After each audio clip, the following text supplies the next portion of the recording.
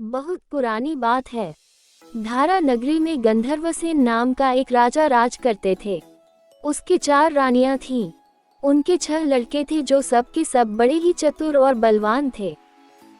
संयोग से एक दिन राजा की मृत्यु हो गई और उनकी जगह उनका बड़ा बेटा शल्क गद्दी पर बैठा। उसने कुछ दिन राज किया, लेकिन छोटे भाई विक्रम ने उसे मार डाला और स्वयं राजा बन बैठा। उसका राज्य दिनों दिन बढ़ता गया और वह सारे जम्बूद्वीप का राजा बन बैठा। एक दिन उसके मन में आया कि उसे घूमकर सैर करनी चाहिए और जिन देशों के नाम उसने सुने हैं उन्हें देखना चाहिए। सो वह गद्दी अपने छोटे भाई भर्तृहरि को सौंपकर योगी बनकर राज्य से निकल पड़ा। उस नगर में एक ब्राह्मण तपस्या करता था। एक दिन देवता ने प्रसन्न होकर उसे एक फल दिया और कहा कि इसे जो भी खाएगा वह अमर हो जाएगा।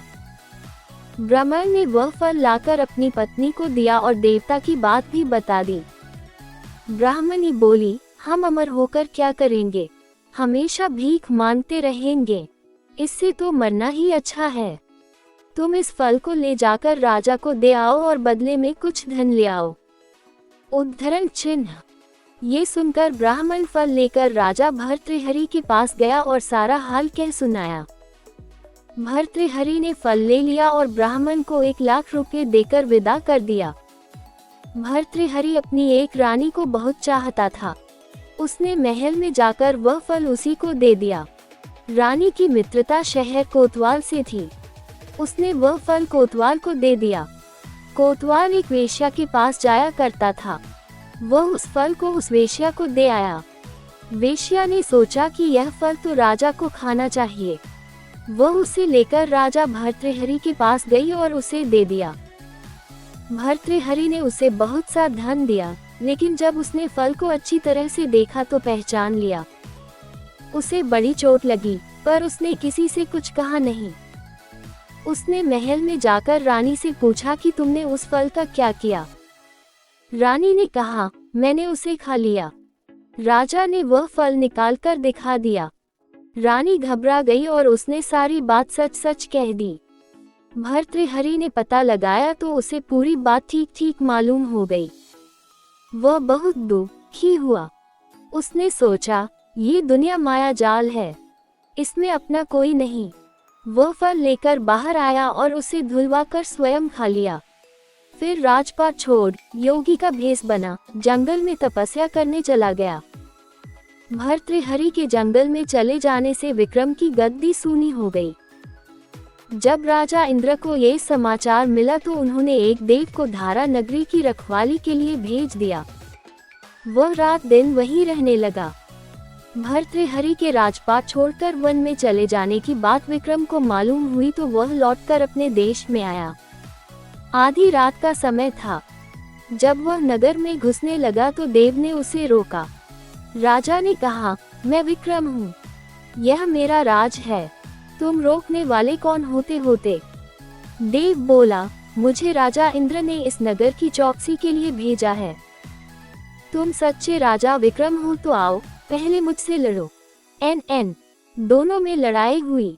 राजा ने जरा सी देर में देव को पछाड़ दिया।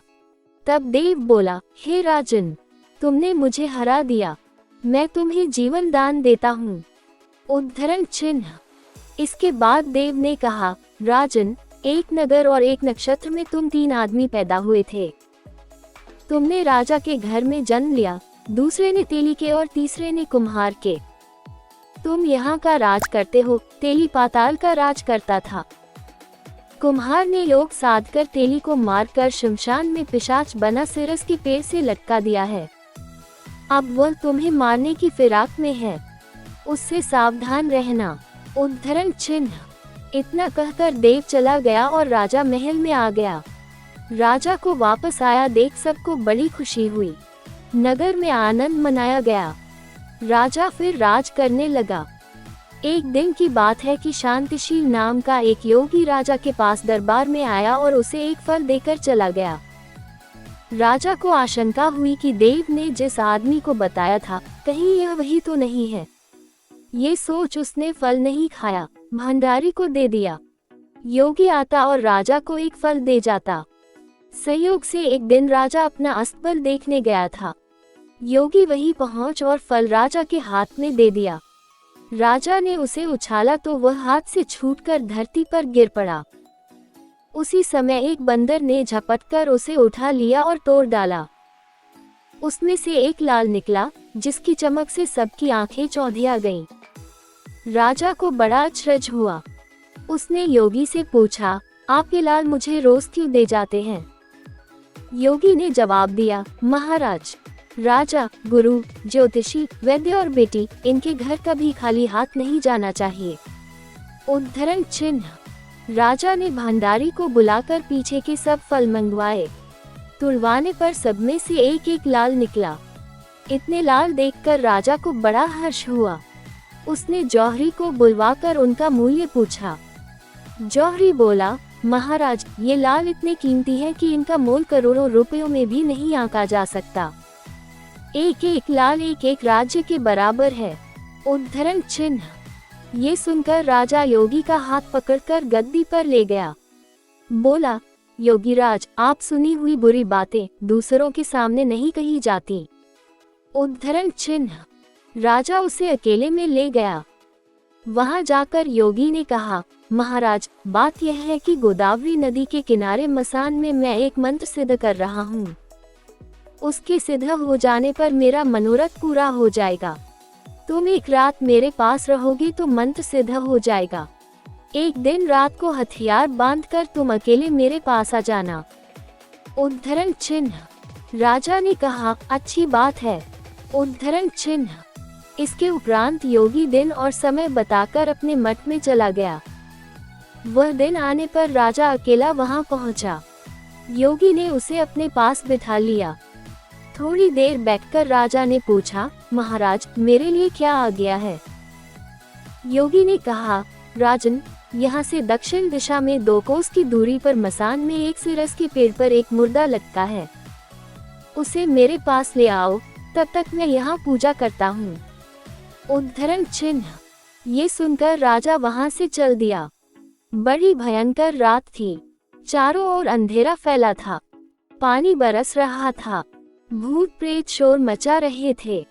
सांप आकर पैरों में लिपटते थे। लेकिन राजा हिम्मत से आगे बढ़ता गया।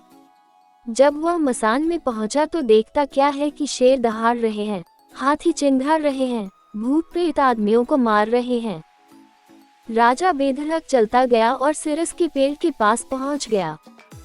पेड़ जड़ से फुंदी तक आग से दहक रहा था। राजा ने सोचा, हो न हो, ये वही योगी है जिसकी बात देव ने बताई थी। पेड़ पर रस्सी से बंधा मुर्दा लटक रहा था। राजा पेड़ पर चढ़ गया और तलवार से रस्सी काट दी। मुर्दा नीचे गिर पड़ा और दहाड़ मार मार कर रोने लगा। राजा ने नीचे आकर पूछा, तू कौन है? राजा का इतना कहना था कि वह मुर्दा खिलखिलकर हंस पड़ा। राजा को बड़ा आश्चर्य हुआ। तभी वह मुर्दा फिर पेड़ पर जा लटका। राजा फिर चढ़कर ऊपर गया और रस्सी काट मुर्दे का बगल में दबा नीचे आया। बोला, बता, तू कौन है? मुर्दा चुप रहा। तब राजा ने उसे एक चादर में बांधा और योगी के पास ले चला। रास्ते में वह मुर्दा बोला, मैं बेताल हूँ। तू कौन है और मुझे कहाँ ले जा रहा है? राजा ने कहा, मेरा नाम विक्रम है। मैं धारा नगरी का राजा हूँ। मैं तुझे योगी के पास ले जा रहा हूँ। उद्धरण चिन्ह। बेताल बोला, मैं एक शर्त पर चलूंगा। अगर तू रास्ते में बोलेगा तो मैं लौटकर पेड़ पर जा लटकूंगा। उद्धरण चिन्ह। राजा ने उसकी बात मान ली। फिर बेताल बोला, पंडित, चतुर और ज्ञानी, इनके दिन अच्छी अच्छी बातों में बीतते हैं, जबकि मूर्खों के दिन कलह और नींद में। अच्छा होगा कि हमारी राह भली बातों की चर्चा में बीत जाए। मैं तुझे एक कहानी सुनाता हूँ, ले सुन।